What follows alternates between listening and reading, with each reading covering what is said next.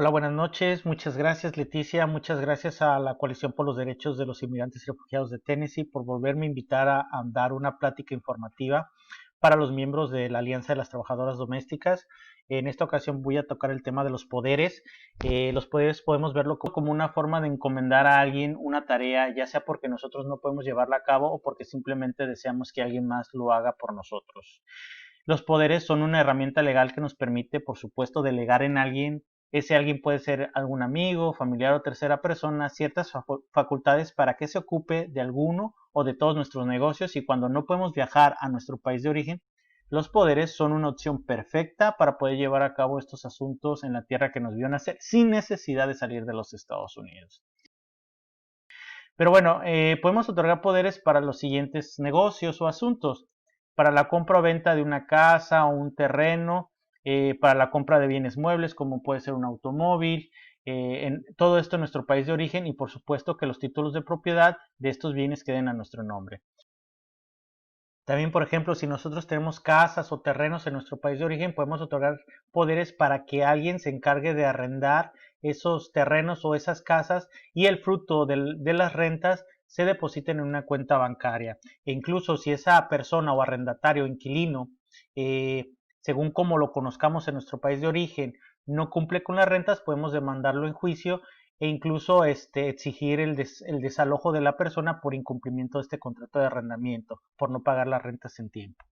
Igual podemos también otorgar poderes para demandar el divorcio, la pensión alimenticia de algún hijo, o llevar un trámite o juicio legal en nuestro país de origen. También podemos otorgar poderes para registrar la doble nacionalidad de un hijo en México sin necesidad de que salgamos de Estados Unidos. En este caso hablamos de un acta de inscripción de nacimiento que tiene los mismos efectos legales que el acta de nacimiento, pues, levantada en el consulado mexicano.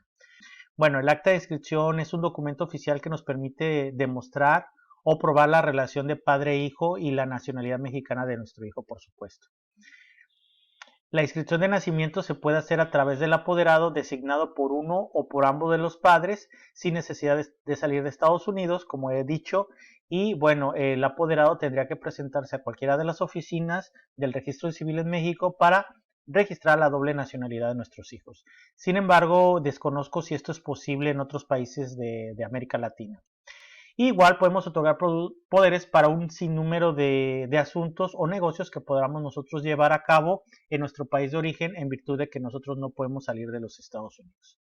Pero entonces, ¿cómo podemos otorgar estos poderes? Si vivimos en Estados Unidos, pues por lo general tenemos dos opciones para ello. La primera de ellas es acudiendo al consulado de nuestro país de origen a otorgar un poder, y hablamos como países de México, El Salvador, Honduras, Argentina, etcétera. Y por lo general, los requisitos que se solicitan en estos consulados para el otorgar un poder, pues es ser mayor de edad, estar bien de nuestras facultades mentales, poder identificarnos, tener el nombre de quien le otorgaremos el poder, el alcance legal que le vamos a dar a este poder, y que por supuesto el poder vaya a utilizarse en el país donde se es originario, etcétera.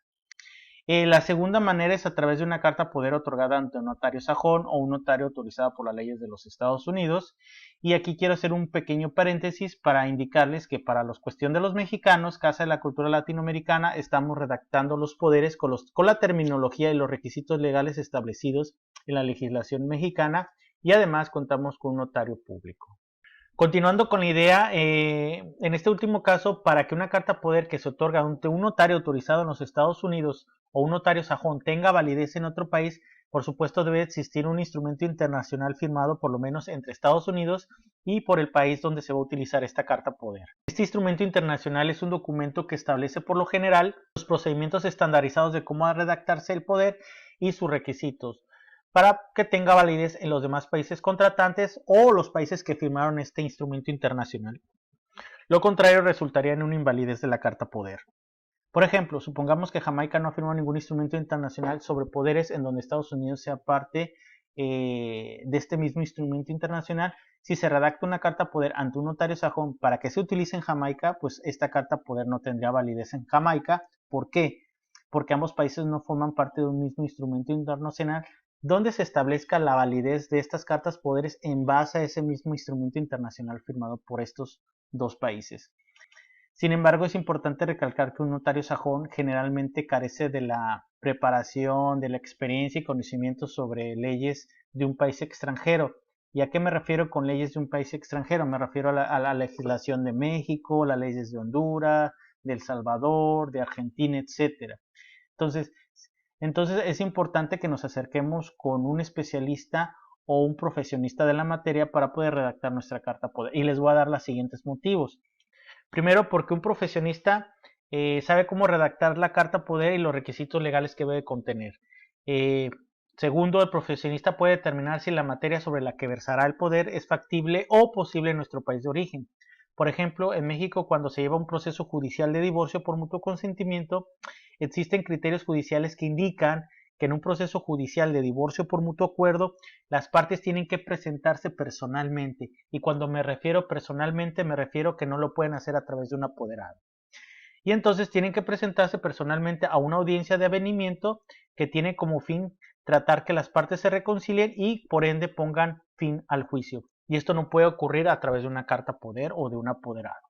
Por lo tanto, la carta poder no nos serviría para el fin del divorcio. Tercero, el profesionista debe asesorarnos si esa carta poder es admitida por la institución pública o privada donde queremos presentarla. Por ejemplo, en México los bancos en general no aceptan las cartas poder y exigen que debe ser redactada en el consulado mexicano. Esto, claro, indebidamente, ya que existen tratados internacionales firmados por México y Estados Unidos que le dan validez a las cartas poderes otorgados por un notario sajón o un notario autorizado por las leyes de los Estados Unidos.